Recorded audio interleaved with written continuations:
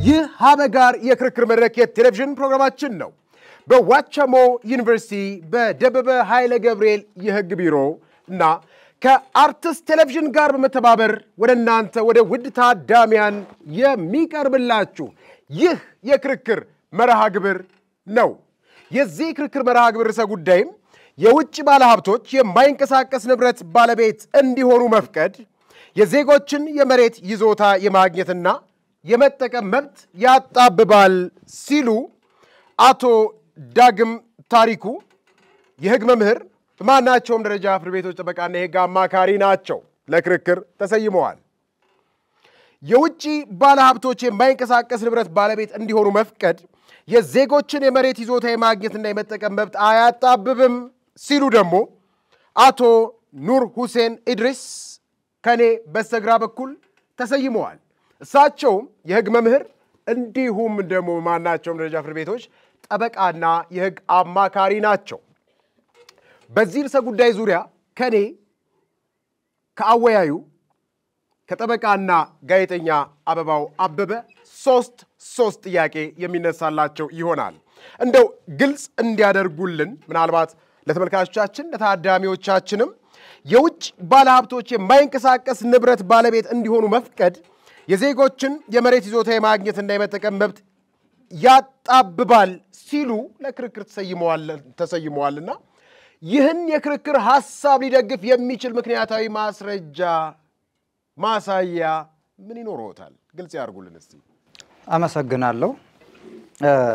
አሁን በቅርቡ በኢትዮጵያ ይሄንን ጉዳይ በሚመለከት ረቂቅ አዋጅ ወጥቶ በተወካዮች ምክር ቤት በውይይት ላይ እንደሚገኝ እናውቃለን። በተለይም የውጭ ሀገር ዜጎች በኢትዮጵያ ውስጥ የመሬትና የማይንቀሳቀስ ንብረትን በተለይም መሬትና ቤትን በሚመለከት ባለሀብቶች ወይም ባለይዞታዎች እንዲሆኑ የሚፈቅድ ሕግ እየመጣ ነው ያለው። እንግዲህ በረቂቅ ደረጃ ላይ ነው ያለው። ይሄ ሕግ ጊዜውን የጠበቀ አይደለም፣ በዚህ ሰዓት ሊፈቀድ አይገባም የሚል አቋም ነው በእኔ በኩል ያለ። ለነዚህ ደግሞ በቂ የሆኑ ምክንያቶችን ዘርዝሬ ማቅረብ እችላለሁ። የመጀመሪያው እና ዋናው ሊሆን የሚችለው ከሕገ መንግስቱ ጋር ወይንም የንብረት መብትን ከሚደነግገው የሕገ መንግስቱ ክፍል በተለይም ከአንቀጽ 40 ጋር በግልጽ የሚቃረን ስለሚሆን ነው። በተለይም ሁላችንም መመልከት እንደምንችለው በሕገ መንግስቱ አንቀጽ 40 ንዑስ 1 ላይ ኢትዮጵያዊ ዜጋ በሚል ነው በግልጽ የሚያመለክተው። ኢትዮጵያዊ ዜጋ የግል ንብረት ባለቤትነቱ ይከበርለታል ወይም ይከበርላታል በሚል ይደነግጋል ፕሪንሲፕሉ። ከዛም ወረድ ሲል እንደምታዩት መሬትንና የማይንቀሳቀስ ንብረትን በተለይም በጣም ሴንሲቲቭ ኢሹ ነው ኢትዮጵያ ውስጥ በፖለቲካል አውድ ውስጥ የምናገኘው በሕግ ውስጥ በፖሊሲ ውስጥ መሬትና የማይንቀሳቀስ ንብረት ኢትዮጵያ ውስጥ እጅግ በጣም ትልቅ ቦታ የሚሰጠው ከመሆኑ አንፃር ሕገ መንግስቱ አጽንኦት ሰጥቶት እናያለን።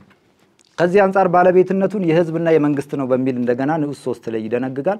ከዚህም አለፍ ሲል ወረድ ስንል ደግሞ ይሄ ባለቤትነት መብት በሚወሰድበት ጊዜ ካሳ የማግኘት መብታቸውን መልሶ ለኢትዮጵያዊ ዜጋ ለሆኑ ዜጎች መብትን የሚሰጥበትን ሁኔታ ስናይ አሁን ላይ የውጭ ሀገር ዜጎች በኢትዮጵያ ውስጥ የማይንቀሳቀስ ንብረት ባለቤት እንዲሆኑ መፍቀድ ቁጥር 1 የሚጋጨው ከዚሁ ከሕገ መንግስቱ ድንጋጌ ጋር ነው የሚሆነው። ስለዚህ ይሄ ባልተስተካከለበት ሕገ መንግስቱ በዚህ አግባብ በዚህ ልክ ባልተቃኘበት ሁኔታ የሚፈቅድ ሕግ መምጣቱ ግልጽ የሆነ ተቃርኖን ያመጣል የሚል አመክንዮ አለኝ።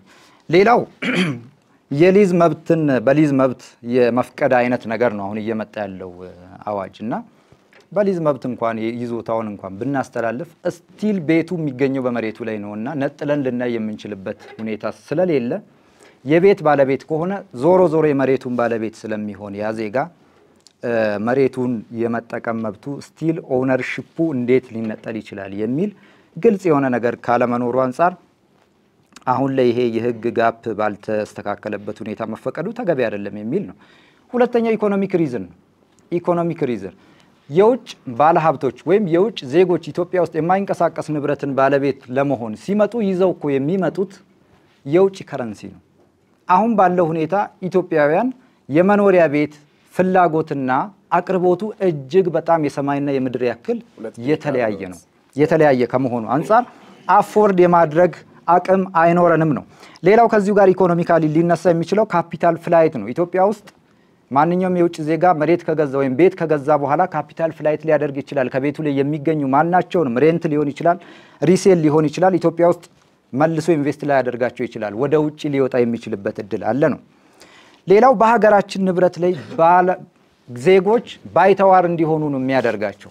ምክንያቱም የተወሰኑ ኤሪያዎች ሪዘርቭ ሲደረግ ለነዚህ ዜጎች ከዛ አካባቢ የመነቀል እንደውም ብዙ ጊዜ እየታየ እንዳለው ምናልባትም ካሳ በመጠኑ በልኩ እንኳን ሳይከፈላቸው ሊፈናቀሉ የሚችሉበት ሁኔታም ሊኖር ይችላል።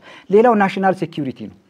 ሰዎች እኮ ወደ ሀገር ውስጥ ሲገቡ የሴኩሪቲ ኢሹም ሊኖር ይችላል።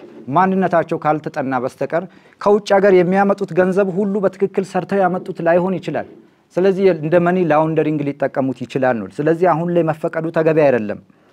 ሌላው ካልቸራል ኢሹ ነው። ሰዎች ሲመጡ የባህል መበረዝም ጭምር ይመጣል። አሁን የምንፈራቸው ከግብረ ሰዶም ጋር ተመሳሳይ ጾታ ጋብቻ የምትሏቸው ነገሮች በሙሉ አብረው ሊገቡ ስለሚችሉ ህጉ ምን ያህል በዚህ ዙሪያ ጥንቃቄ አድርጎ ነው እየፈቀደ ያለው የሚል አቋም አለኝ። ሌላው ከፖለቲካል አንሬስት ጋር ሰዎች ስራ አጥ በሆኑ ቁጥር በሀገራቸው ላይ ባይተዋር በሆኑ ቁጥር ሊፈጠር የሚችለው አለመተማመን በመንግስትና በዜጎች መካከል መቃቃር ስለሚፈጠር ፖለቲካል አንሬስት ሊፈጥር የሚችል በመሆኑ ህጉ በዚህ አግባብ በደንብ ካልተቃኘ በስተቀር መፈቀዱ እቃወማለሁ የሚል አቋም ነው። ታንክ ዩ እናመሰግናለን። እኛም ተመልካቾቻችን ሀበጋር የክርክር መድረክ የቴሌቪዥን ፕሮግራማችንን ነው እየተከታተላችሁ ያላችሁት። በተመሳሳይ ወደ እርሶ ልለፍ አቶ ኑር ሁሴን። እንግዲህ አያጣብብም የዜጎችን የመሬት የማግኘት መብት እያሉ ነው። ለውጭ ዜጎች የማይንቀሳቀስ ንብረት የማፍራት መብትን በህግ መፍቀድና ይህ ሊሉ ያስቻሉት ምክንያት እና የማስረጃ ሚዛኖት ምን ይሆን? እንደው ደገፍ ቢያረጉልን። እሺ አመሰግናለሁ። መነሻችን የሚሆነው ዜጎችና የውጭ ዜጎች ብለን ስለይ ሰብአዊ መብት ነው ለኛ መከራከሪያችን የሚሆነውና የዓለም አቀፍ የሰብአዊ መብት ድንጋጌ አንቀጽ 17 ላይ በግልጽ አስቀምጧል። ዜጎችም ሆኑ ማንኛውም ሰው ሀብት የማፍራት መብት አለው። ይሄ ሪስትሪክሽን የተቀመጠበትም አይደለም ሌላም ነገር አይደለም። ስለዚህ ከዚህ አኳያ ለሰው ልጆች ለሁሉም የመጣ ነው። ይሄ ፕሮፐርቲ ራይት የምንለው ኢሙቨብል የሚሆን ሙቨብል ለሁሉም የሰው ልጆች የመጣ በመሆኑ አንደኛ ቤዛችን የሰብአዊ መብቶች ነው። ከዚህ ጋር ተያይዞ ኢትዮጵያ አባል የሆነችባቸው ሁሉም የሰብአዊ መብት ድንጋጌዎች የአፍሪካ ቻርተርን ጨምሮ ይደግፋሉ። ዜጋ ወይም ዜጋ ያልሆነ በሚል ለይተው ሳይሆን አጠቃላይ የሰው ልጅ በሚል ነው ይሄን ድንጋጌ ያስቀመጡት። ከዚህ ጋር በተያያዘ ይህ ረቂቅ አዋጅ አዲስ አይደለም፣ ለሀገራችን አዲስ አይደለም። ብዙ ጊዜ ስንጠቀመው የነበረው የ1960ው የሲቪል ኮዳችን ወይ ፍትሐ ብሔር ህጋችን ከ390 እስከ 393 ላይ በግልጽ አስቀምጧል። የውጭ ዜጎች የማይንቀሳቀስ ንብረት ሲፈራ ወይም ሲያፈሩ በሊዝ ወይም በኪራይ መሆን እንዳለበትና ይህ ከአዲስ ጅማሬ አይደለም ቀድሞም የነበረ ነው። ከዚህ ጋር በተለየ መልኩ ኢንቨስትመንትን በተመለከተ ፓርቲኩላርሊ ለውጭ ዜጎች የተቀመጠ አለ 280 እና 1180 የሚሉ ሁለት አዋጆች አሉ። የውጭ ዜጎች በምን ዘርፍ ላይ ኢንቨስትመንት ማድረግ እንዳለባቸው ኢንቨስት ሲያረጉስ የመኖሪያ ሁኔታን በተመለከተ ተፈቅዶላቸዋል የዛሬ 10 ዓመት ጀምሮ ማለት። ስለዚህ ይሄ አዲስ ኤክስፒሪየንስ አይደለም ወይ አዲስ የመጣ ድንጋጌ አይደለም። በመሆኑም የውጭ ዜጎች ቀድሞ ባለውም ዓለም አቀፍ ድንጋጌዎች ልክም የማይንቀሳቀስ ንብረት የማግኘት መብታቸው ሊከበርላቸው ይገባል ነው። ተከራካሪው ሊገልጹ እንደሞከሩትም መደንገጉ ችግር የለውም። ነገር ግን ድንጋጌ ሲኖር ከጊዜው አኳያ ሊቀመጡ የሚገባቸው አንዳንድ ኮንዲሽኖች ሊኖሩ ይገባል ነው። በመመሪያና በደንብ ሬጉሌት ሊደረጉ ይገባል ነው። በመሆኑም ሌሎች ሀገሮችን ተሞክሮ ማየት እንችላለን። ሌሎች ሀገሮች አብዛኛው እንግዲህ ጆን አልቫሬዝ የተባለው ባለሙያ የአፍሪካን አጠቃላይ ሁኔታ ገምግሞ 94% የሚሆነው የአፍሪካ ሀገር ይሄኛውን ትሬንድ ተከትሎታል። ማለትም ለውጭ ሀገር ዜጎች ኢሙቨብል ፕሮፐርቲ ሴኩር ተደርጎላቸዋል። ነገር ግን ሴኩር ሲደረግ 5 አይነት አፕሮቾችን ማብጀት አለብን የሚለው አንደኛ በሊዝ ነው መፍቀድ ያለብን። ሁለተኛው ለሀገሬው ብቻ ሪስትሪክት የተደረገ የግብርናና አንዳንድ ሜጀር የሆኑ ኮማንድ ኤሪያዎችን መልቀቅ አለብን። አራተኛ ሪስትሪክትድ ማድረግ አለብን። ኮንዲሽኖችን ስናስቀምጥ እንደው በዋልፈሰስ ዝም ብለን ሬጉሌሽን ማውጣት ብቻ ሳይሆን ወይ አዋጅ መደንገግ ብቻ ሳይሆን የትሬሾልድ የካፒታል ትሬሾልድ እና የአይተም ሊስቲንግ መኖር አለበት። በዚህም ረቂቅ አዋጁ አሁን አዲስ የመጣው ረቂቅ አዋጅ $150,000 ወይም 5 አይተም ዘርዝሮ አስቀምጧል። አምስተኛና የመጨረሻው ሪሲፕሮሲቲ የምንለው ነው። ኢሙቫብል ፕሮፐርቲ ኦን ሲያደርግ የሌላ ሀገር ዜጋ በተመሳሳይ መልኩ የኛም ሀገር ዜጋ በባይላተራል ትሪቲ ከሚመጣው ሀገር ጋር እኩል መብቱ ቢከበርለት ነው። ስለዚህ አጠቅላላ አድርገን ስናየው ይሄ አዲስ እንትን አይደለም፣ አዲስ ትሬንድ አይደለም። ሬጉሌሽኑን ቀድሞ አለ። ነገር ግን እንዴት አድርገን ማኔጅ እናድርገው የሚለው ነገር ኢሹ እናድርገውና የኛ ሀገርም ዜጎች የሚሳተፉበት ነው። በተለይም የኢኮኖሚ ፍሎ ከማምጣትም አኳያ መንግስት ይሄን ነገር ሲያስተዋውቅ እንደ አዲሱ የማክሮ ኢኮኖሚክ ፖሊሲ ማሻሻያ ነው። ሁለት ነገሮች ተተግብረዋል። ኢንዲጂነስ ፓተርንና እንደዚሁ ኤፍዲአይ የምንለውን ነገር ተግብረዋልና ስለዚህ ይሄኛው የውጭ ዜጎች ንብረት የማፍራት መብታቸው ሲከበርላቸው የፎሬን ዳይሬክት ኢንቨስትመንት አፕሮችን የማበልጸግ በመሆኑ ዜጎች ተጠቃሚ የሚሆኑበት ሁኔታ በጣም ሰፊ ነው። ስለዚህ ስቲል የኛ ሀገር ዜጎች የመሬት የማግኘት መብታቸው ወይ መጠቀም መብታቸውን አያጣብም የሚል ነው። አመሰግናለሁ። ታንክ ዩ ተመልካቾቻችን በመከታተል የምትገኙት ሀበግ ጋር የክርክር መድረክ የቴሌቪዥን ፕሮግራማችንን ነው። ተከራካሪዎች አዲስ ትሬንድ አይደለም፣ ተለምዷዊ የሆነ ትሬንድ ነው። ዩኒቨርሳል ዲክላሬሽን ኦፍ ሂውማን ራይት ላይ እንደ ሰብአዊ መብት ያለ ልዩነት የተሰጠ ነው ሲሉ ይናገራሉ። ሲቪል ኮዱንም ጠቅሰዋል።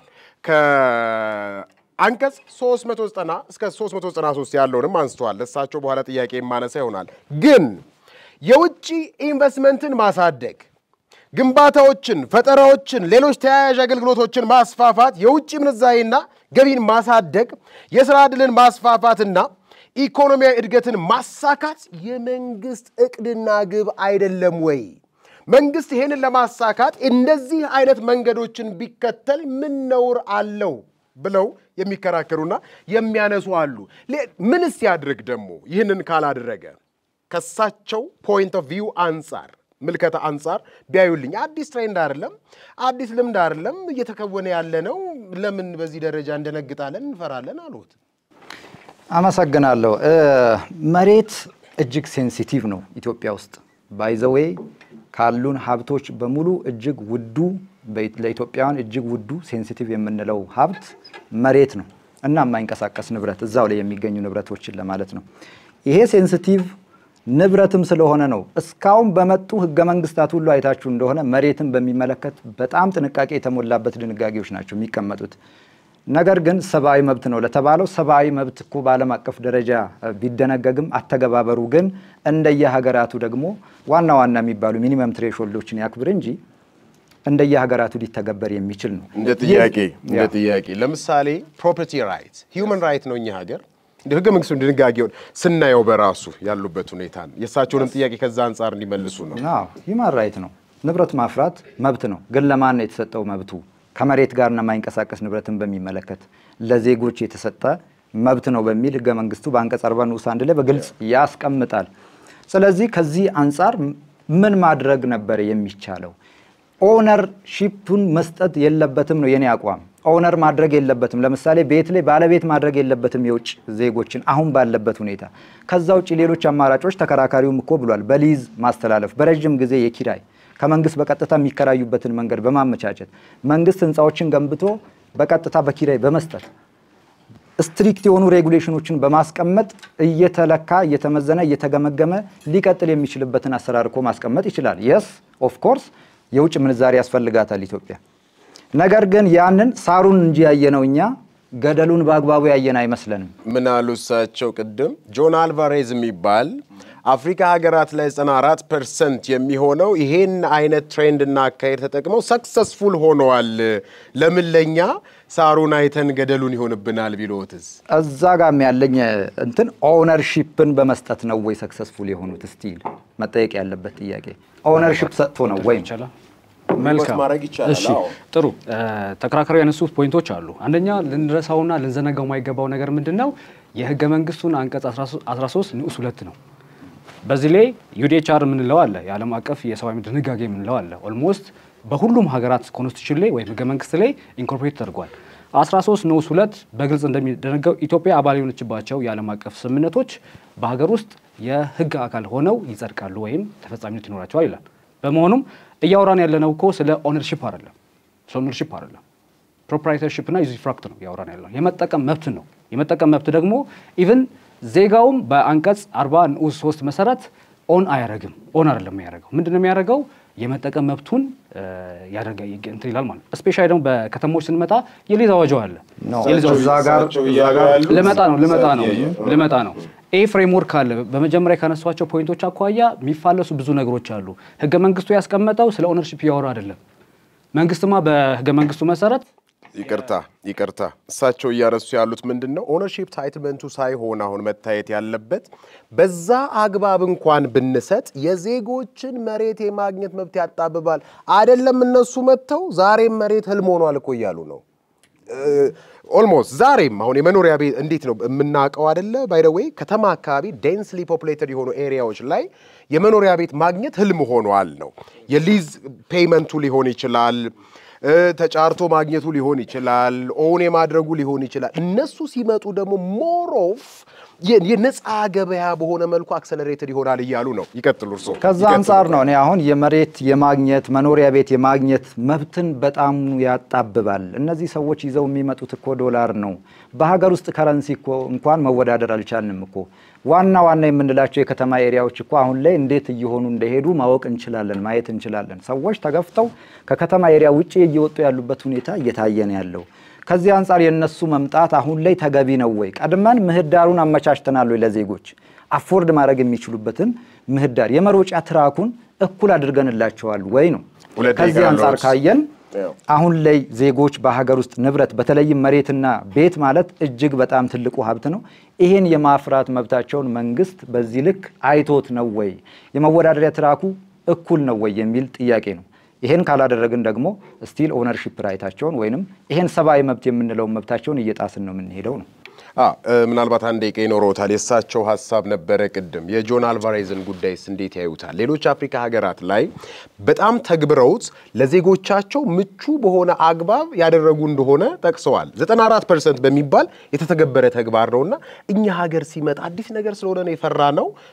የኡነትም ነገር የሚያስፈራ ሆኖ አክቹአሊ አንዳንድ ምሳሌዎችን አንስተን አሁንም ማየት እንችላለን ለምሳሌ ደቡብ አፍሪካ ላይ የተፈጠረውን ሁኔታ ኬንያ ላይ የተፈጠረውን ሁኔታ ማየት እንችላለን እንደዚህ አይነት ሪዘርቭ ተደርጎ ለውጭ ዜጎች ባለቤት እንዲሆኑ የተወሰኑ ኤሪያዎችን ሪዘርቭ ተደርጎ ሶሻል አንሬስት ነው የተነሳው ደቡብ አፍሪካ ላይ የነጮችና የጥቁሮች ሰፈር ተብሎ እስከ መለየት ድረስ ነው የደረሰውና በተግባር ሲታይ ምን ያህል ውጤታማ ሆኖ ነበር የሆነ ጥቁሮቹ ተጠቅመዋል ወይንስ ዶላሩን ብቻ ነበር ያየነው የሚለውን መሬት ላይ ያለውን የዜጎች ተጠቃሚነት ስቲል ማየት ካልቻልን በስተቀር አደጋው ሰፊ ነው አሁን ላይ ነው ቅድም በሬ ሆይ ሳሩን አየህ እንጂ ገደሉን አሻየህ ያሉት ለዚህ ነው በሚልንስ ተመልካቾቻችን ተመልሰናል ለመጀመሪያው ተከራካሪ ላነሳውት ሁለተኛ ጥያቄ በሚገባ ምላሻቸውን ሰጥተዋል ወደ እርሶ ልለፍ በቀጥታ አቶ ኑር ሁሴን ኢድሪስ ቅድም ሲያነሱ ለኛ ሀገር አዲስ ትሬንድ አይደለም ብለዋል የህገ መንግስቱን አንቀጽ 40 ገልጸዋል የፍትሐብሔር ህጋችን አንቀጽ 390ንም ገልጸዋል ግን እኔ እነዚህ ድንጋጌዎች እርሶ ካሉት አንፃር ነው ብያላምንም ተቃራኒ ናቸው ብያስባለሁ ለምሳሌ የህገ መንግስታችን አንቀጽ 40 ንዑስ ቁጥር 3ን እንየው መሬት የገጠርም ሆነ የከተማ መሬት የኢትዮጵያ ብሔሮች ብሔረሰቦችና ህዝቦች እንደሆነ ይናገራል አንድ ይሄ ባለበት ሁኔታ ለምሳሌ ህገ መንግስቱ ደግሞ በአንቀጽ 9 ንዑስ ቁጥር 1 ላይ ምንድነው የሚለው the supremacy of the constitution ይህን ህገ መንግስት የሚቃወም ማንኛውም ልማዳዊ አሰራር ህግ የባለስልጣን ውሳኔ ሁሉ null and void እንደሆነ ይነግረናል አንቀጽ 390 ፍትሐብሔሩን ይያልኩኝ ነው በግልጽ የሚነግረን ምንድነው ማንኛውም የውጭ ዜጋ በኢትዮጵያ የማይንቀሳቀስ ንብረት ባለሀብት የመሆን መብት እንደሌለው ይነግረናል ሲቪል ኮዱ ነው የሚለው ቃል በቃል ነው የሚለው የንጉሱን ፍቃድ ያገኛል ነው የሚለው ታንኪዩ አሁን ንጉሱ as a grant ለምሳሌ ላንድ ግራንት ሰጥተዋል ንጉሱ የት ሻሸማኔ አካባቢ ብንሄድ ላንድ ግራንት ማለት ምንድነው ተቋማዊ በሆነ አካባቢ as a grant ነው የሚሰጡት እንጂ ንጉሱ በዘፈቀደ የኢትዮጵያን መሬት የህዝቦቿን መሬት ህዝበ መንግስቱ የዜጎች የብሔሮች የብሔረሰቦች ያለውን እንደፈለገ ይሰጣል አይደል ስፔሻል ለሆኑ ለምሳሌ ዲፕሎማቶች ሆኖ ለኢትዮጵያ አበርክቶ ያላቸውን ሰዎች ሊሰጡ ይችላሉ የኢደብሊውኤፍ ኢትዮጵያን ወርልድ ፌዴሬሽን የሚባላል ለዛ የብላክ ፌዴሬሽንና ሙቭመንት ሰጥተዋል እንጂ ለእያንዳንዱ የውጭ ዜጋ ይሰጣል አይደለም ሶ ከዚህ አንፃር እንዴት ያዩታል ለማለት ስለፈለኩ ነው መልሱ የርሶ ነው ሶሪ ሂስቶሪካል ባክግራውንዱን በደንብ መመልከት እንችላለን ሲጀመር የሲቪል ኮዱ ራሱ ከመውጣቱ በፊት የነበረው የንጉስ ስርዓት ላይ ምን ነበር ለአርመኖች እንዲሁ ለሀገር በጣም ኮንትሪቢዩት ላደረጉ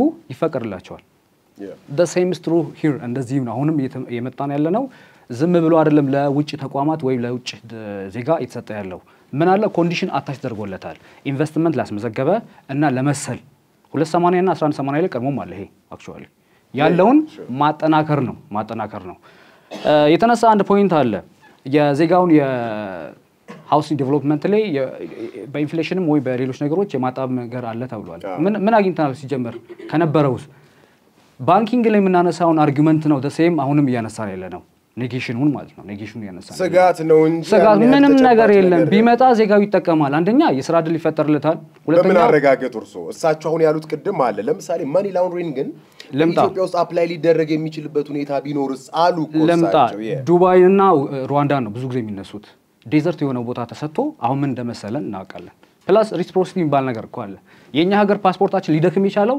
መንግስታችን አርጊው ወይ ባርጌን የማድረግ ቻንሱ በጣም ሎ ስለሆነ ነው WTO መንበር አይደለንም OECD መንበር አይደለንም ለምን እንደዛ አይነት ሊበራላይዜሽን ፖይንቶችን ኮንሲደር ስላደረግን ማለት ነው እነዚህ ፖይንቶች የማክሮ ኢኮኖሚ ማሻሻያ አንዱ አካል ናቸው ሶ ሁላችንም ነፃ የሆነ ፍሎ ማድረግ እንፈልጋለን አይደል እንዴ አሜሪካም አውሮፓም የትም ነገር ግን እኛ ዜጎቻቸውን እየጨቆንን አለ መብትን እየገደብን ሌላ ቦታ ፍሎ አድርገን በነፃነት መስራት እንችላለን የሚል እንግዲህ የለን እንደዛ ሊሆን ይችላል ሩዋንዳና ዱባይ ስትሮንግ ማድረግ ይቻላል መፍቀር ብቻ ሳይሆን ሬጉሌሽኑን ማጠንከር ስለ ሲቲዝኑ ስለ ዜጋውስ ምን ተጠቀምን እስቲ መንግስት ምን አደረገ ነው አሁን አዲስ አበባ ላይ ያለውን ፖይንት እንደው በደንብ እናንሳው አይደል እንዴ አዲስ አበባ ውስጥ ያለውን ነገር ስናይ ለምሳሌ የቀደሙ ኤሪያዎች በራሳቸው ተነሱ የከተማ መብት ለማስጠበቅ ነው እንግዲህ ንጹህና ጤናማ አካባቢ ለመስጠት ነው ግን ምን ይላሉ አንዳንዶች ቀድሞ የከተማ መብት ተጠቃሚ የነበሩ ዜጎችን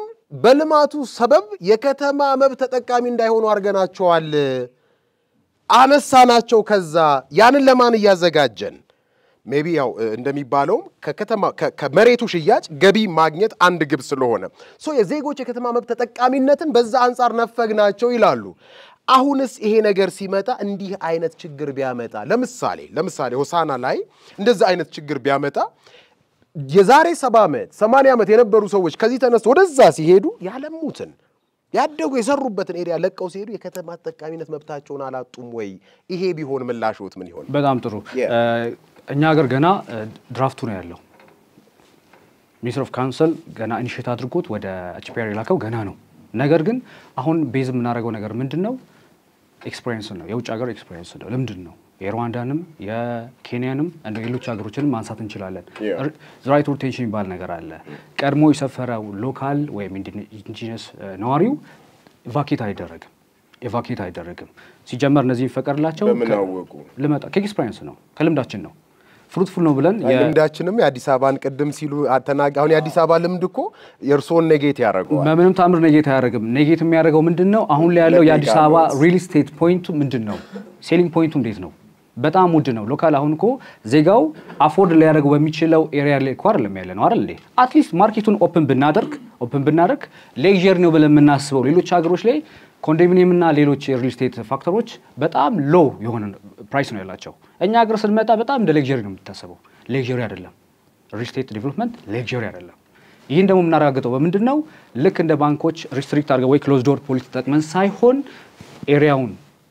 አሬናውን ከፍተን አትሊስት አልተርናቲቭ የሆነ ሚንስ ያለው ማርኬቱን ይዞ ይምጣ ዴቨሎፕ ያድርግ ራይት ሮቴሽን ይጠበቅለት ለዜጋው ዴን ሃውሲንግ ላይ ረከስ ባለ ሁኔታ ዜጋው የማግኘት ቻንሱ በጣም ሰፊ ነው ማለት ነው አሁን ካለው ካንቫስ በጣም የተለየ ካንቫስ ነው የምናገኘው ፎር ሹር ወይ ተበርካቻችን ከሌለ ተነሳላቸው ሁለተኛ ጥያቄ በዚህ አግባብ ምላሻቸውን ሰጥተዋል ወደ መጨረሻው ጥያቄ ልሂድ ለአቶ ዳግም ታሪኩ እሳቸው በግልጽ ያነሱ ያሉት የሌሎች ሀገር ትሬንድ እኮ በተሻለ አግባብ ፐርፎርም አርጎታል ይሄን ነገር ለምን እንሰጋዋለን እንደውም ጨምር ላርግላቸውና እንደ ኮርፖሬት ሶሻል ሪስፖንሲቢሊቲስ የተቋማት የማህበራዊ ኃላፊነትን በህግ ኢትዮጵያ የኮርፖሬት ሶሻል ሪስፖንሲቢሊቲ ህግ የላትም እንደፈለገ ነው የፈለገው ድርጅት የፈለገውን የሚያደርገው ሶ ህግ ኢምፖዝ አድርገን ማህበረሰቡ ሳይፈናቀል ለማህበረሰቡ ለኢንዲጂነስ ነዋሪው ዛጋ እየሰራን መሄድ ብንችልና ወጣ ባለ ሁኔታ ነው ተራማጅ በሆነ ሐሳብ ብናየው ምን ችግር አለው የውጭ ባለ ሀብቶች ባንክ ይገዛሉም ሲባል እንዲህ አይነት ክርክር መጣ ዛሬም የውጭ ባለ ሀብቶች የማይንቀሳቀስ ንብረት ያገኙ ስንል እንዲህ አይነት ክርክር እያመጣን ነው ለምን አሬናውን መጫወቻ ሜዳውን ሰፋ እናረገውም አሉ ምን ይሆናል Thank you ብዙ ጊዜ አዲስ ነገር ሲመጣ እንፈራለን አይደል ከቴክኖሎጂም አንፃር እንኳን ስናየው ብዙ ነገር ሲመጣ መጀመሪያ ላይ ያስፈራናል ነው እኔ እንደዛ አይደለም እያልኩኝ ያለሁት ይሄ ህግ መውጣቱን 100% እየተቃወምኩኝ አይደለም ቀድሞ መሟላት ያለባቸው ነገሮች አልተሟሉም ዜጋውን ይጎዳል በዚህ ሁኔታ ብናስገባ ይጎዳል ነው እሺ የሌሎች ሀገሮችን ኤክስፒሪየንስም የምናነሳ ከሆነ ለዜጎቻቸው የተሻለ መብትና ጥበቃ አድርገው ከሆነ ያደረጉት እኛ ሀገርስ ምን ተደርጓል ብለን እንደኛ ነው መጠየቅ ያለብን ያደጉ ሀገሮችን እኮ ማየት እንችላለን ኒውዚላንድን ብናይ ለምሳሌ በጣም ብዙ ቤቶችን ገዝተው ምንም ጥቅም አልባ ቤቶች አድርገዋቸው ነበር የሆነ ሰዓት የውጭ ሀገር ዜጎች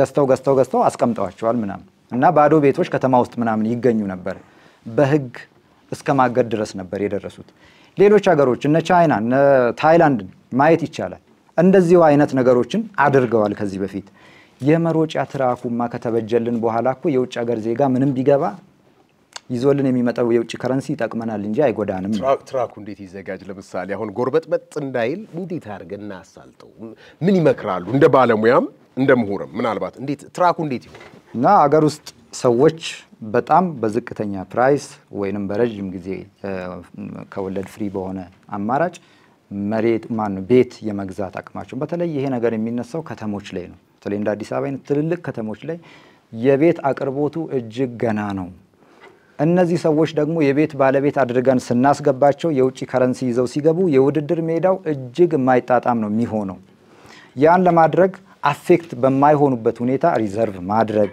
የውጭ ዜጎች ሲገቡ ሊያገኙ የሚችሉበትን ኤሪያ ሪዘርቭ ማድረግ የሀገር ውስጥ ተወዳዳሪዎች ወይንም ዜጎች ደግሞ ሊያገኙ የሚችሉትን ወይም የቤት አማራጫቸውን ማስፋት ከነዛ ጋር የማይገናኝበትን መንገድ መፍጠር ያስፈልጋል እንጂ ሁለቱንም ማስገብታ እኩል ሩጥ ካልናቸው አስቸጋሪ ነው እሳቸው እያሉ ያሉት ሜቢ አንድ ደቂቃ ይኖረውታል እስከ ዛሬ ድረስ ይሄድንበት ሁኔታ ምን ለውጥ አመጣ ኮንዶሚኒየምን እንኳን ካየን 97 አይደል ምዝገባ ይሆነው የ97ቶቹ እስካሁን አላገኙም ሶ እንደዚህ አይነት አካሄድ ሄደ ለውጥ ሳናመጣ ዛሬ ላይ እንዲህ አይነት ተራማጅነት ያለውና የሆነ ሶሉሽን ያመጣል ብለን ያሰብነው ነገር ኢምፕላንት እናርግና የማህበረሰብ ችግር እንቅረፍ ስንል ለምን እንሰጋለን ሶ የውጭ ሀገር ዜጎችን ኦነር በማድረግ ነው ይሄ ነገር የሚፈታው ነው ሪሊ ምናልባት እንደ ኮርፖሬት ሶሻል ሪስፖንሲቢሊቲ ኃላፊነት እንዳለባቸው ብንነግርስ ለደሃው ደሃ ተኮር ወይ ዝቅተኛ በጀት ባለው ልክ የመኖሪያ ቤት ስሩ ብለን ብናስገድ ያንን ማድረግ የሚችል ከሆነ ህጉ ምናልባት ያው በረቂቅ ደረጃ ላይ ስላለ ነው ሲወጣ በምን አይነት መልኩ እንደሚወጣ ባላቅም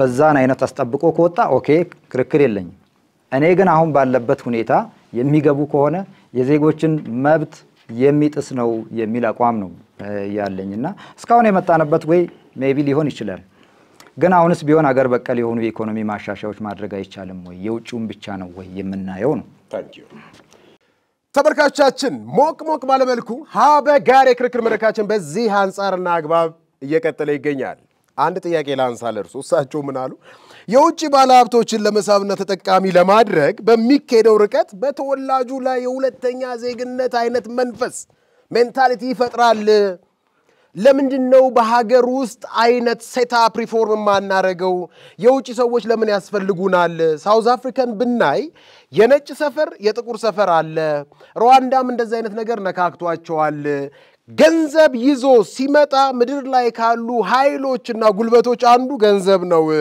ልዩነት ይፈጥራል ዜጋውንም ሁለተኛ ዜጋ ሊያረጋው ይችላል ቤት ስሩ ቤት አገኙ አልንጂ የበታችነት ስሜት ሊፈጥር ይችላል የሚል ነገር አነሱ ምን ይላል እርሱ የበታችነት ስሜቱማ ኦሬዲ ተፈጥሯል በማን በእኛው ዜጋ ማለት ነው ቀድሞ ተፈጥሯል እኮ ይብሳል እኮ ያሉ ነው አይብስም ሲጀመር ሞኖፖሊ ነው ትልቁ የኛ ችግራችን የአፍሪካ ትልቁ ችግር ሞኖፖሊ ነው ሁሉ ነገር ጠቅልዬ ሊያዝ የሚል የዝግበር አፕሮች ነው በጣም ትልቁ እንትን ይፈጣርብን ያለው ነገር ሊበራላይዝ እናርገው ግድ የለም ይከፈት በሩ ይከፈት እኚህ ሰዎች ሲመጡ ዝም ብሎ አይደለም በዋልፈሳ ለቀናቸው አይደለም እንሄደው ኮንዲሽኖች አሉ ሬጉሌት ይደረጋል በደንብ ተደርጎ ሬጉሌት ይደረጋል ከሌሎች ሀገራት ተሞክሮ አንፃር ማለት ነው ስለዚህ ዜጋው ሁለተኛ ዜጋ የሆነው አሁን በሚመጣው አዋጅ ሳይሆን ኦሬዲ ሆኗል በማን በዜጋው በራሱ ሆኗል እንዴ ሞኖፖሊ እንግዲህ ያን ለማየት እንግዲህ አዲስ አበባ ላይ በደንብ ማየት ይቻላል እና ሜጀር ከተሞቻችን ላይ ማየት ይቻላል which is ያሉት በጣም ሪላቲቭሊ ሲቲ ኦፍ ኮንትራስት ከሚባል እኛ ሀገር እኮ ምን አለ መሰሉት እንደው በዛ አንፃር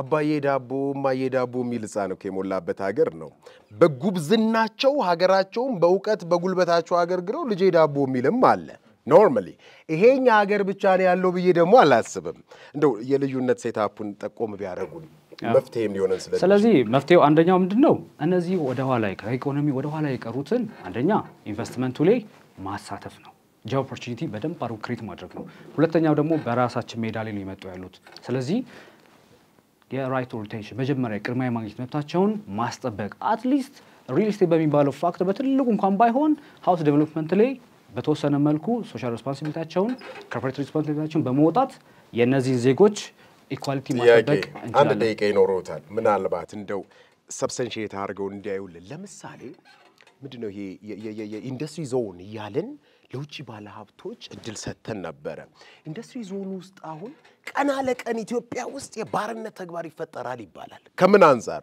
ኢንዱስትሪ ዞን ውስጥ የሚሰሩ ሰዎች ደሞዛቸው 800 ብር ነው 800 ብር 2 ሆነን 3 ሆነን ብንሄድ በተቻለ መልኩ እንደው የጾም በየአይነት ሲያስበል ያበላናል ወይ ሲመጡ የእውነት ገነት ለመግባት ብለው ነው የሚመጡት ነው ፕሮፊት ማርጂናቸውን ሰፋ አርገው አላግባብ ኤክስፕሎይት ለማድረግ ነው የሚመጡት የሚለውን ማየት ቢቻል እንደው ሞክረን ነበር መቼም በኢንቨስትመንቱም ቢሆን ኢንቨስትመንቱም አሁን ያበባ እርሻ ምናምን ብዙ ነው መጥቀስ ብንችል ብዙ አንገት በሚያስደፋልክ ከዛ አንፃርስ እንዴት ያዩታል መልካም እኔ ትሪት የለም የሚል እንትን የለኝም ክርክር የለኝም እሳቸው ማያስፈልግም እንደማይሉት ሁሉ ትሪት የለውም አይደለም ወይ ስጋት የለንም ያልን አይደለም ስጋቱን ግን ሬጉሌተሪ ሜካኒዝም እያሉ ነው እሳቸው አደጋ ይጥላል ዜጎችን መብት ያሳጣል እያሉ ነው ስለዚህ ምንድነው በሀገር ውስጥ እናርገው እነዛን እንያዛቸው ባካቹ ሌሎች ላይ የተለመደ አይነት ነገር አይተን አንጻራዊ ጥሩ ስላልሆነ እያሉ እኮ እኛ እንግዲህ መረጃ ይዘን የቀረብ ነው በመረጃችን መሰረት አፍሪካ ሀገሮች ስፔሻሊ ሩዋንዳ መመልከት እንችላለን በደም ፍሩትፉል ሆኗል ሰርቷል የአፕሮች ሰርቷል ኢት ወርክስ ለዚህ አንተ ለነሳልኝ ጥያቄ እንዴት አድርገን ነው ቺፕ ሌበር የሚባለው ነገር አድሬስ ምናደርገው የሚለው ነገር ትልቅ ነገር ነው እሱም በሬጉሌሽን የሚመለስ ነገር ነው አሁን ባለው ግን እንደ ነትሻል መመለስ ያለብን ነገር የመጣው ያን ያህል በጣም እንግዳም አይደለም ለስጋትም የሚጥለን አይደለም ሸጋ ነው መቼም ተከራካሪዎቻችን በሚገባ ምርጥ በሆነ ብቃትና ምክንያታዊ ለዛ ነው እየተከራከሩ ያሉት ተመልካቾቻችን ከኔ ለተነሳላቸው ሶስት ጥያቄዎች ምላሽ ሰጥተው ጨርሰዋል እናንተስ ምን ትላላችሁ የውጭ ሀገራት ዜጎች ወይም የውጭ ሀገራት ካምፓኒዎችን ዋናውና የኢኮኖሚ የሚባሉ የሀገሪቱ ዋናውና ኢኮኖሚ የሚባሉ ቦታዎችን እንዲቆጣጠሩ እየፈቀድን ለምሳሌ እንደ ቴሌ እንደ ማዕድን ቁፋሮችን እንደ ኮንስትራክሽን ቦታዎች ላይ እየፈቀድን ግን ኦፕሬት የሚያደርጉበትን መሬት መከልከል በህጉ ወጥነት አለው ወይ ብለው ያስባሉ ሲቀጥል ኢትዮጵያን ቅድም እንዳሉት የክሎዝ ኦፍ የሆነ ፎሪን ኦነርሺፕ ነው የምትከተለው ይሄም ደግሞ በሚሆንበት ጊዜ ጎረቤት ሀገሮች ክፍት የሆነ የፎሪን ኦነርሺፕ ነው የሚከተሉት ሶ በዚህ ልክ ደግሞ ኢንቨስተሮች ወደ ሌላ ሀገር ኢንቨስት እንዲያደርጉ አያደርጋቸውም ወይ በአርቲክል 40 የፌዴራል ኮንስቲቱሽን እንደተገለጸው እኛም ሀገር ነዋሪዎችም ሆነ የውጭ ሀገራት ዜጎች የሚከተሉት የሊዝ መብት ነው ተብሏል የአውትራይት መብት ለማንም አልተሰጠም ሶ ቅድም አቶ ኑር ሁሴን እንደገለጹት ይሄን ያህል ምንድነው ችግር ያለው ኢቭን ፎሪነሮች ራሱ የውጭ ሀገራት ዜጎች መሬቱን ቢይዙ እንደ ተጠቃሚ እንደ ዩዝ ፍራክተር ነው እንጂ የሚያገለግለው ይሄ አይከለክልም ሶ በዚህ ልክ ምን አይነት አንፃር አለው ብዬ ነው መሰከራለሁ አፍሪካ ማለትም አዲስ አበባ እና ደግሞ ኢትዮጵያ እንደ ሀገር የአፍሪካና በተወሰነ መልኩ ደግሞ አህጉርን በመወከል የዓለም መዲና እንደመሆኗ ነገሮችን ዝግ ማድረጋችን በተለይ ደግሞ መኖሪያ ቤቶችን ኦን ከማድረግ አንፃር ኢሞቬብል የሆኑ ነገሮችን ኦን ከማድረግ አንፃር ዝግ ማድረጋችን እንደ መዲና ያለንን ገጽታ ከመገንባት አንፃር ኔጌቲቭ ኢፌክት አይኖርም ወይ የመጀመሪያው ሁለተኛው ደግሞ ቅድም መምህር ኑር ሁሴን ለማንሳት እንደሞከሩት የዋጋ ንረትን ያመጣል ወይም ደግሞ የዶላር ፍሎው እዚህ ጋር ያለውን ቫሪዬሽን ያሰፋዋል የሚል ነገር ተነስቷል እኔ ግን ማስበው በተቃራኒው ነው ለምሳሌ ኢትዮ ቴሌኮም ላይ የተፈጠረውን በቅርቡ ማየት እንችላለን። የንግድ ተቋምን ፍሪ በማድረጋችን ኮምፒቲሽን ነው የተፈጠረው። ስለዚህ በኮምፒቲሽኑ ደግሞ ሰዎች ተጠቃሚ ነው የሆኑት። የዋጋ መቀነስን ነው ያስከተለው። በዛው መጠን አናሎጃይዝ አድርገን የመኖሪያ ቤቶችን ኦን ማድረጋቸው ሌክዠሪውን ከፍ በማድረጉ ያሉ መጠነኛ ነገሮችን ዝቅ በማድረግ ለዜጎች የተሻለ እድልን አይፈጥርም ወይ ብዬ ነው ማንሳት እንፈልገው። አመሰግናለሁ። ቀደም መምህር ኑር ሁሴን በተደጋጋሚ ያነሱ እንደነበረው ይሄንን መብት ስንፈቅድ የተቀመጡ ኮንዲሽኖች ፕሪኮንዲሽኖች አሉ። በተለይ ከሪሲፕሮሲቲ አንፃር እንደገና ደግሞ አንዳንድ ከባባድ እንደ ግብርና ያሉ ቦታዎችን ሪዘርቭ ከማድረግ አንፃር የተቀመጡ ሪኳየርመንቶች አሉ። ከነሱ ሪኳየርመንቶች የጀነራሊ ካለው እንትን ሳይሆን ከሪኳየርመንቶቹ አንፃር ምን ጉዳት አለው የሚለውን በደንብ ቢያብራሩልን። የኛ ላንድ ፖሊሲ ከሌሎች አሁን ከጠቀስካቸው ሀገራት ላንድ ፖሊሲ ይለያልኛ። ምክንያቱም የላንድ ፖሊሲን ወይም የመሬት ፖሊሲን ህገ መንግስታችን አንቀጽ ፕሪያምብሉን ብታይ አንቀጽ 8ን አንቀጽ 39ን አንቀጽ 40 ስለ ስፔሲፊክ ስለ ንብረት መብት የሚያወራቸው በብሔሮች ብሔረሰቦች የተቃኘ ነው። መሬት ለኢትዮጵያ ሪስትና ሚስት ወይንም ይሄ ላንድ ሂመን መፈጠር አለመፈጠርም ጭምር ስለሆነ ከውጭ ዜጎች ጋር ሁሌም ኢኮኖሚክ አናሊሱን ብቻ አይተን የባስ ቢያመጣ ወይ መቋጫ የሌለ ችግር ሰዎች ሌታለውን የውጭውን ፈቅደን እዚህም እኮ መሬቴ ነው አካባቢ ነው ብሎ ሰዎችን ከቦታ ቦታ ለመስራት በምንቸገርበት ሀገር ላይ የውጭ ሀገር ዜጎችን የኢንቨስት ምክንያቱም ይሄ በባህሪ ምን መሰለ አሁን ከጠቀስናቸው ከኢንቨስትመንት አዋጅ 1180 2012 ከዚህ በፊት ከነበሩ ነገሮች ይለያል። እነዚያ ኢንቨስት የማድረግ መብትን ነው እንጂ ሆልድ የማድረግ መብትን የሚሰጥ ብቸኛ አዋጅ ነው። ምክንያቱም ይሄ በርግጥ ኦነርሺፕን በተመለከተ ትክክል ነው የህዝብና የመንግስት የጋራ ሀብት ነው የሚለው እንጂ ባለቤትነት በብቸኝነት ለኛ ዜጋም የተሰጠ አይደለም። ለኛ ዜጋ ከነሱ የተሻለ መብት ያለ ምንድነው ሆልዲንግ ራይት አለን። ይሄን መብት ከሰጠን በተለይ ታውቃለህ የገጠር እነዚህ መሬት ስንል የከተማውንም ማስብ የገጠሩንም ማስብ የከተማ ቢሆን እንደው አትሊስት አንድ ሊዝ እንኳን ብትል ቀደም የሚነሳው ኢንትሪንሲክ ነው ማለት ይዞታን ከቤት መነጠል ቤትን ከይዞታ መነጠል አትችልም።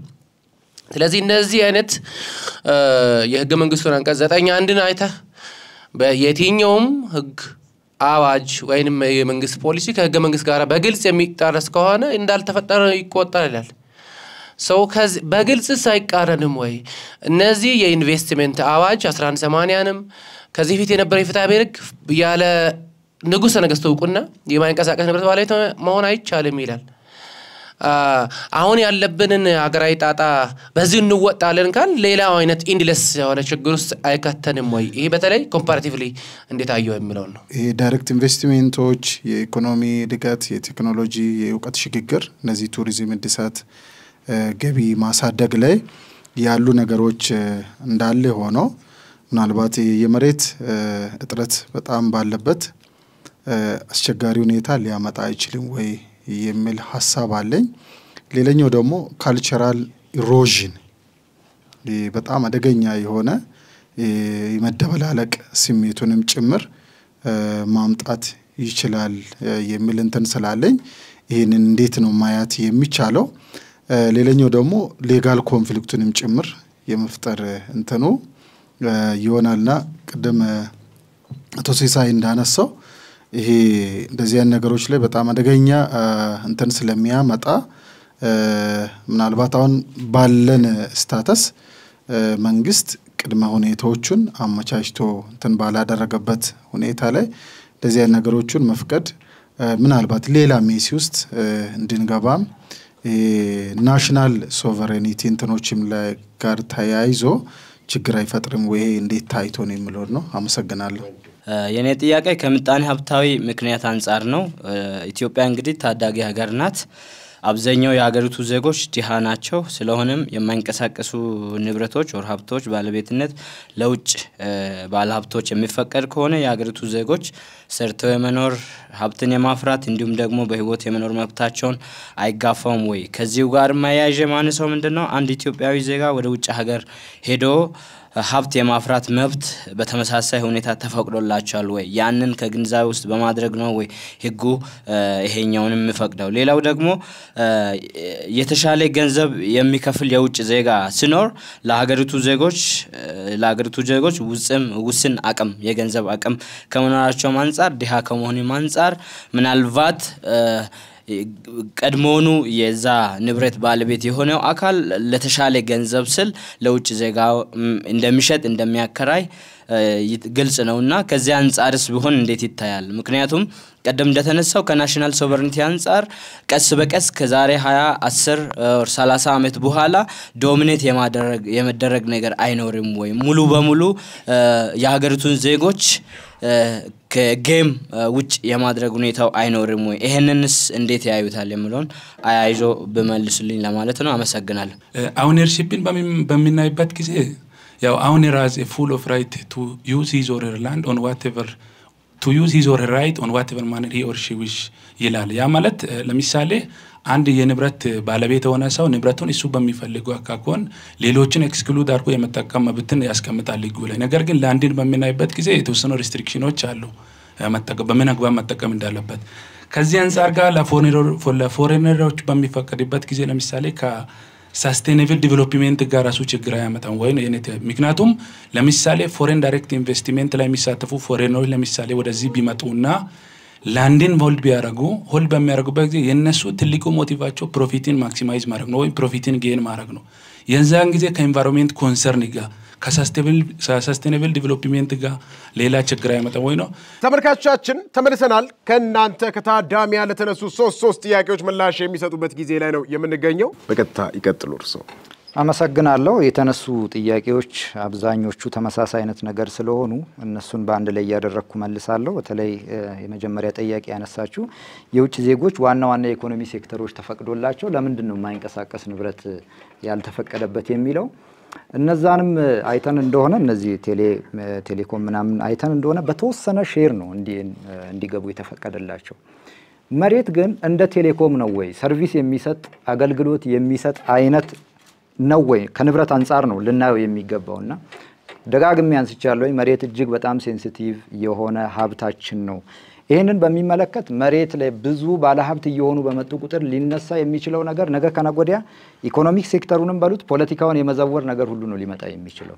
ከዚህ አንፃርም ስለሚታይ ነው እጅግ በጣም ሴንሲቲቭ ስለሆነ በህገ መንግስቱም በጣም ቦታ የሚሰጠው በፖለቲካል ዲቤቶችም አይታንቹ እንደሆነ ሰፊ አይነት ክርክሮችን የሚያስነሳውና የኢትዮ ቴሌኮምና ሌሎችን ከዚህ ጋር ልናገናኘው የሚገባ ነው ብያላስም። እሱም ቢሆን እንኳን የሀገር ውስጥ የመወዳደር ትራክ እኩል እስኪሆን ድረስ በተወሰነ ሼር ነው እንዲገቡ የተፈቀደላቸው የሚል ነው። ሌላው በተደጋጋሚ የተነሳው ዝግ ማድረጋችን ጥሩ ነው ወይ የሚል ጥያቄ ከሌሎችም ጥያቄዎች የተነሳ ነገር አለ።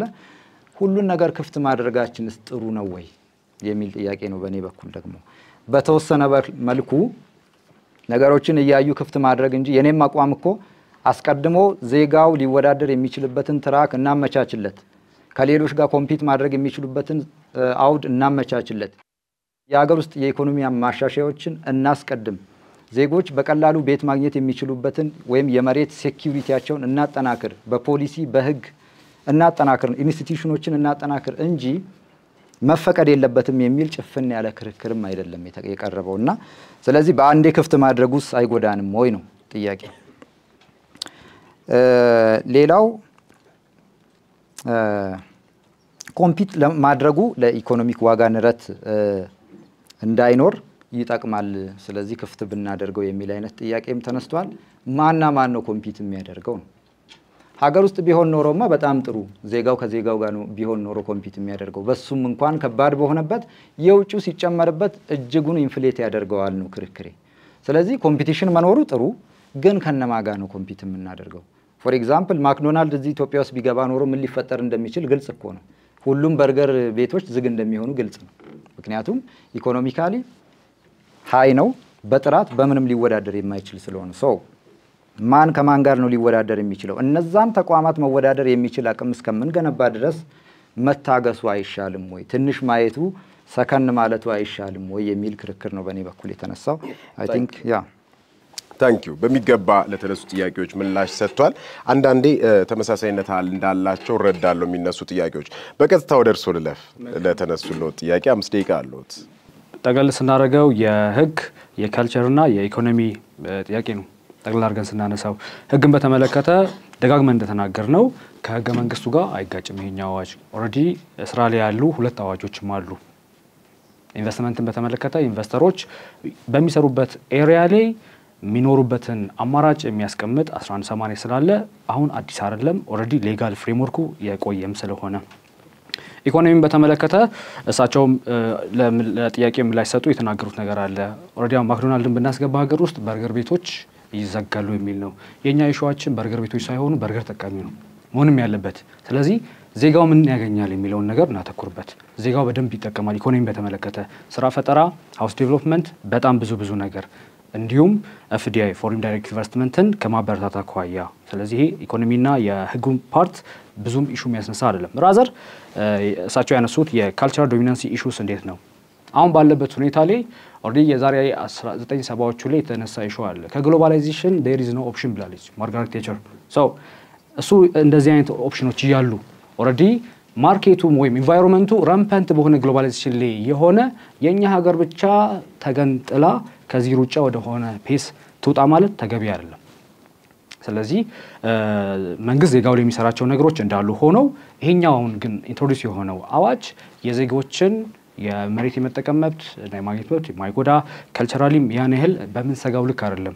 አሉ እኮ ኤሊየን ብለን የምንጠራቸው ሰዎች እኮ አሁንም አሉ፣ በስራም ሆነ በአንዳንድ ሁኔታዎች አሉ። ስለዚህ ያነሱ መኖራቸው ነው ወይስ ቤት ማግኘታቸው ነው ካልቸራል ኢሮዥን የሚፈጥረው? ስለዚህ እንደዚህ አይነት በጣም ምናልባት ሀገሪቱን ወደ አንድ ፖይንት እንዳትሻገር የሚያደርጓቸው ራሽናሊቲዎችን ትተን እንየው የሚል ነው ያለን። አመሰግናለሁ። ተመልካቾቻችን በመከታተል ላይ ያላችሁት ሀበጋር የክርክር መድረክ የቴሌቪዥን ፕሮግራማችንን ነው። ዋቸሞ ዩኒቨርሲቲ ከደበበ ኃይለ ገብርኤልና ከአርትስ ቴሌቪዥን ጋር መተባበር ይህን ፕሮግራም ወደ እናንተ ወደ ውድ ተከታታዮቻችን ይዞ ቀርበዋል። አሁን ከናንተ ለተነሱ ሶስት ጥያቄዎችን ምላሽ ሰጥተው ጨርሰዋል። አሁን የቀራቸው ያነሱትን ሐሳብ ሸብ አድርገው መቋጨት ነው፣ ማጠቃለያ መስጠት። 3 ደቂቃ አላቸው። በቀጥታ ወደ እርሶ ልለፍ። አቶ ዳግም የህግ መምህር እንዲሁም ማናቸውም ደረጃ ፍርድ ቤቶች ጠበቃና የህግ አማካሪ ናቸው። አመሰግናለሁ። መንግስት በዋናነት ይህንን ህግ ሲያወጣ ዋናው ዓላማው ዜጎች በሀገር ውስጥ የውጭ ከረንሲ እንዲገባ እንዲሁም እነዚህ ሰዎች በመግባታቸው ምክንያት ደግሞ ሊመጣ የሚችለውን የቴክኖሎጂ ሽግግር እንዲሁም የሥራ ዕድል ፈጠራን በማየት ነው ሊፈቀድ የቻለበት ምክንያት ወይም በረቂቅ ደረጃ ያለው ህግ ይሄንን ነው የሚያሳየው። ነገር ግን ከዛ ቀድሞ ሊታዩ የሚገባቸው በሀገር ውስጥ ሊሰሩ የሚገባቸው የቤት ስራዎች አሉብን። አሁን በመናየው ሁኔታ የኑሮ ሁኔታው እጅግ በጣም ሰፊ የሆነ በመጣበት ሁኔታ የነዚህ ሰዎች ወደ ሀገር ውስጥ መግባት በተለይም ደግሞ ኢሙቬብል የምንለውን ሴንሲቲቭ የሆነውን ፕሮፐርቲ ደግሞ ኦውን እንዲያደርጉ ኦነርሺፕ ደግሞ ሲመጣል ተያይዞ ሊመጣ የሚችሉ ራይቶች አሉ። የማስተላለፍ መብት ህገ መንግስቱ ላይ የተቀመጡ መብቶች አሉ። እነዛን ሁሉ በመንሰጥበት ጊዜ በሀገር ውስጥ ያለው ቀድሞውንም እጅግ በጣም ልዩነት የፈጠረው የአቅርቦትና ፍላጎት እንዴት ሊጣጣም ነው ከባህል ጋር ያሉትን ከሴኩሪቲ ጋር ያሉትን ነገሮች ህጉ በምን አይነት አግባብ አይቶታል የሚለውን ነገር በማንሳት በቅድሚያ ሊሰሩ የሚገባቸው የቤት ስራዎች ያሉን በመሆኑ ቀድሞ ማየት ያስፈልጋል፣ እነዚህን የቤት ስራዎች መጨረስ ያስፈልጋል በሚል አሁን ላይ ግን ሊፈቀድ አይገባም የሚል ክርክሬን ነበር ያቀረብኩት። ከልብ እናመሰግናለን። ተመልካቾቻችን በዚህ አንጻርና አግባብ የክርክራቸውን ሐሳብ ማጠቃለያ ሰጥተውታል።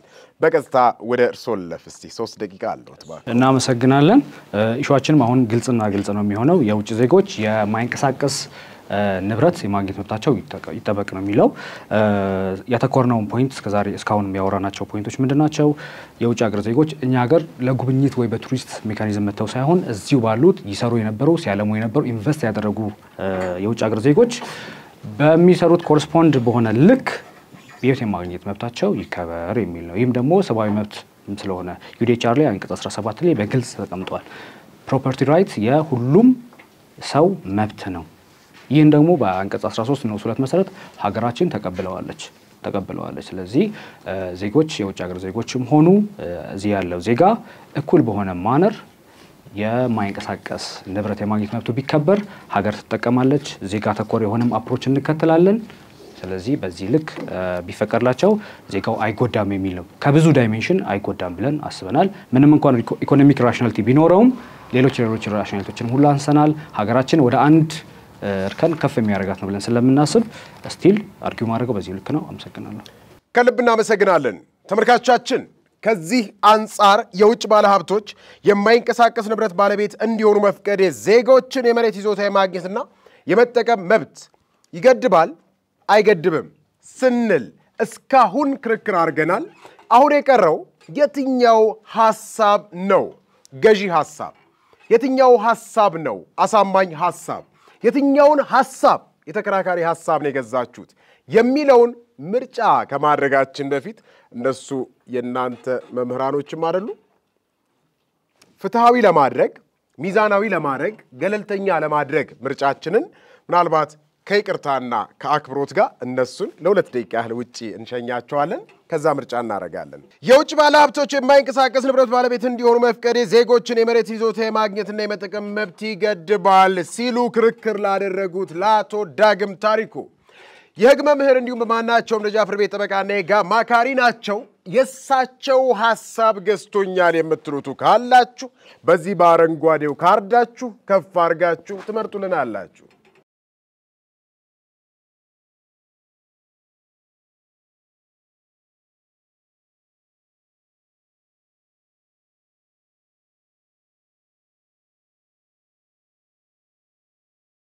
የውጭ ባለሀብቶች የማይንቀሳቀስ ንብረት ባለቤት እንዲሆኑ መፍቀድ ዜጎችን የመሬት ይዞታ የማግኘትና የመጠቀም መብት አያጣብብም ሲሉ ለክርክር ለተሰየሙት ለአቶ ኑር ሁሴን ኢድሪስ የሕግ መምህር በማናቸውም ደረጃ ፍርድ ቤት ጠበቃና የሕግ አማካሪ ናቸው። የሳቸውን ሐሳብ የገዛችሁላቸው እባካችሁ ካርዳችሁን ከፍ አድርጋችሁ ምርጫችሁን አድርጉልን።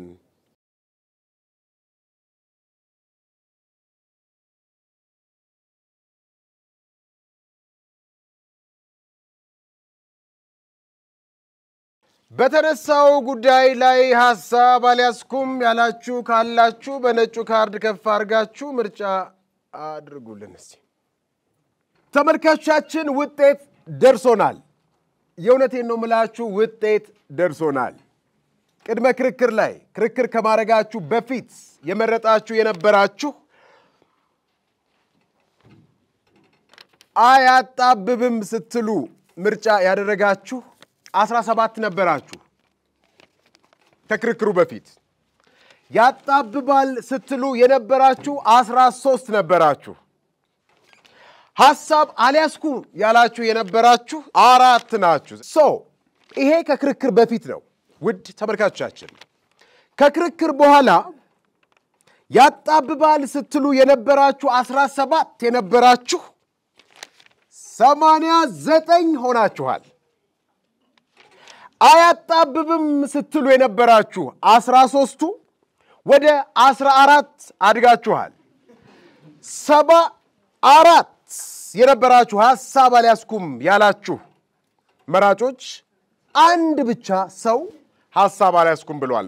ቅድም ስንል 74 ሰዎች ሐሳብ አልያዝኩም ያሉ ሰዎች ግንዛቤው ዕውቀቱ በዛ ደረጃ አልገባኝም ዓላማው ያሉ ሰዎች አንድ ሰው ብቻ እስኪቀር ድረስ ግንዛቤ አግኝተው ሐሳባቸውን ቀይረዋል። በዛሬው ፕሮግራማችን የውጭ ባለሀብቶች የማይንቀሳቀስ ንብረት ባለቤት እንዲሆኑ መፍቀድ የዜጎችን የመሬት ይዞታ የማግኘትና የመጠቀም መብት ያጣብባል ሲል ለክርክር የተሰየመው አቶ ዳግም ታሪኩ የሕግ መምህር በማናቸውም ደረጃ ፍርድ ቤቶች ጠበቃና የሕግ አማካሪ 89 ለ14 በሆነ ሐሳብ አቶ ኑር ሁሴን ኢድሪስ የሕግ መምህር በማናቸውም ደረጃ ፍርድ ቤቶች ጠበቃና የሕግ አማካሪ የሆኑትን የሳቸውን ሐሳብ በሐሳብ አሸንፎታልና ሐሳባቸው ሊለያይ ይችላል። የሐሳብ ልዕልናን በሐሳብ ልዩነት በሐሳብ ላይ መተማመንን ለማስረጽ ነውና የምንሰራው። ለተሻለ ለውጥ እንስጋ። ሀበጋር የክርክር መድረክ የቴሌቪዥን ፕሮግራማችን ዘወትር ረቡዕ ከምሽቱ 3 ሰዓት እስከ 4 ሰዓት በአርትስ ቴሌቪዥን፣ ዘወትር ሐሙስ ከ5 ሰዓት እስከ 6 በአርትስ ቴሌቪዥን፣ ዘወትር አርብ ከቀኑ 8 ሰዓት እስከ 9 ሰዓት በአርትስ ቴሌቪዥን ወደ እናንተ ወደ ውድ ቤተሰቦቻችን ይደርሳል። ሐሳባቸው ሊለያይ ይችላል፣ እነሱ ግን አንድ መሆናቸውን በመጨባበጥ ያሳዩልናል። እናንተም ተነስታችሁ አክብሩልን። Thank you.